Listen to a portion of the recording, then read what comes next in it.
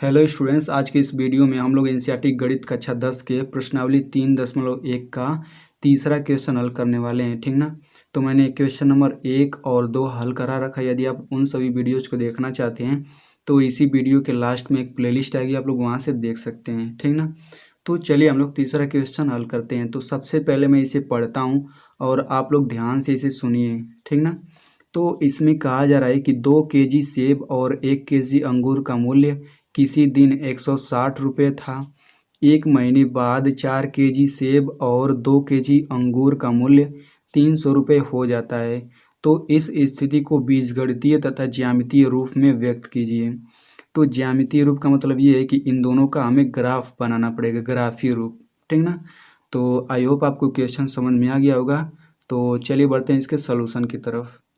तो स्टूडेंट सबसे पहले हम लोग लिखेंगे, माना 1 केजी सेब का मूल्य x रुपया है तथा 1 केजी अंगूर का मूल्य y रुपया है। ठीक ना।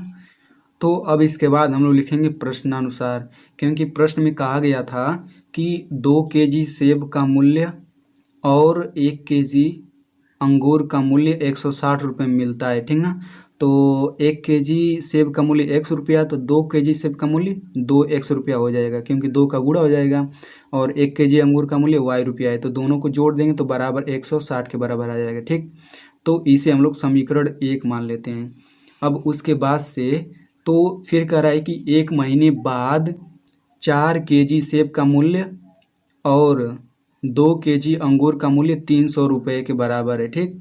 तो जब 1 केजी सेब का मूल्य x रुपया, तो 4 केजी सेब का मूल्य 4x रुपया हो जाएगा, यानी 4 गुणा x, और 2 केजी अंगूर का मूल्य 2y हो जाएगा। तो हम लोग इन दोनों को जब जोड़ देंगे तो ये 300 रुपये के बराबर आ जाएगा। ठीक। अब देखिए इन दोनों में 2 कॉमन है, तो 2 कॉमन लेंगे तो 2x प्लस y बचा। फिर 300 को लिख सकते हैं 2 गुणा 150।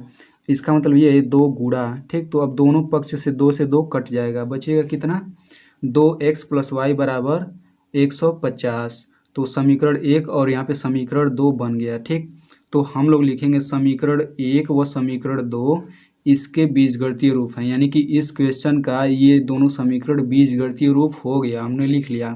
अब हमें इन दोनों का ग्राफ बनाना है, ग्राफीय रूप। तो इन दोनों समीकरण का ग्राफीय रूप व्यक्त करने से पहले हम लोग इन दोनों समीकरण का 2 हल निकालते हैं। ठीक ना।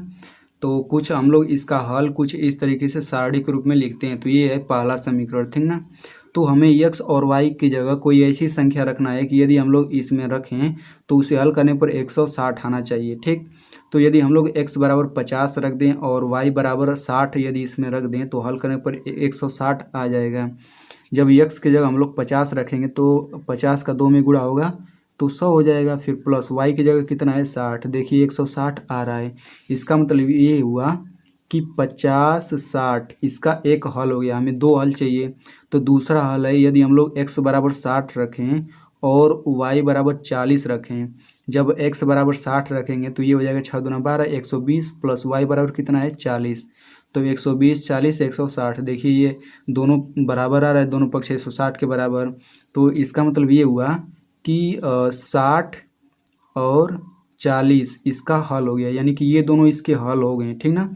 तो हम लोग इन दोनों की मदद से हम लोग इस समीकरण का ग्राफ बना सकते हैं।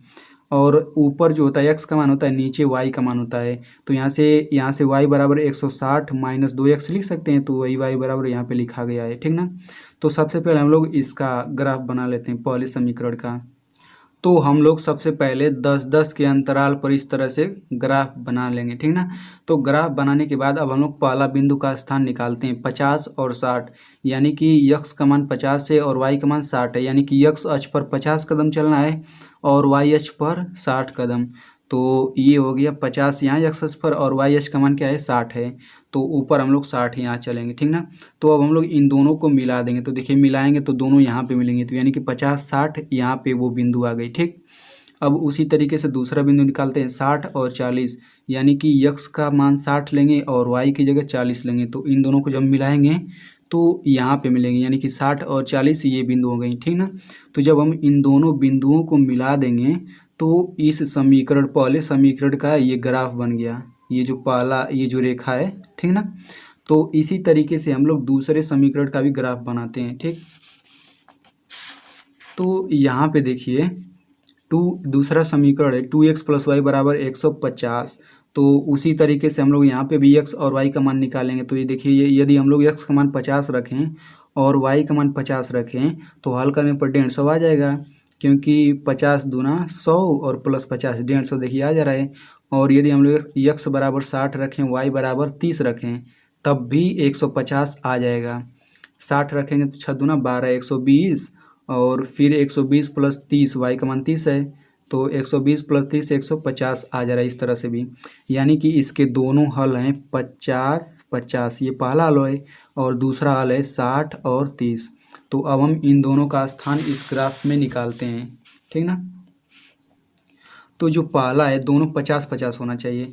तो यहाँ पे 50 है और यहाँ पे 50 है, तो जब इन दोनों को मिलाएंगे तो दोनों यहाँ पे मिलेंगे, यानी कि 50 50 यहाँ पे ये स्थान है उसका।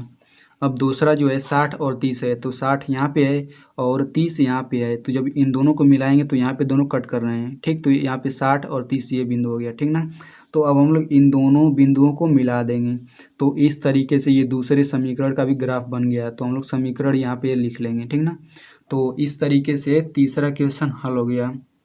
तो स्टूडेंट्स, यदि आप ऐसे ही क्लास 10th के एनसीईआरटी मैथ को बिल्कुल सरल भाषा में पढ़ना चाहते हैं तो आप मेरे चैनल को सब्सक्राइब कर सकते हैं, और सब्सक्राइब करने के बाद इस घंटे के निशान पर क्लिक करके ऑल पे क्लिक कर दीजिए।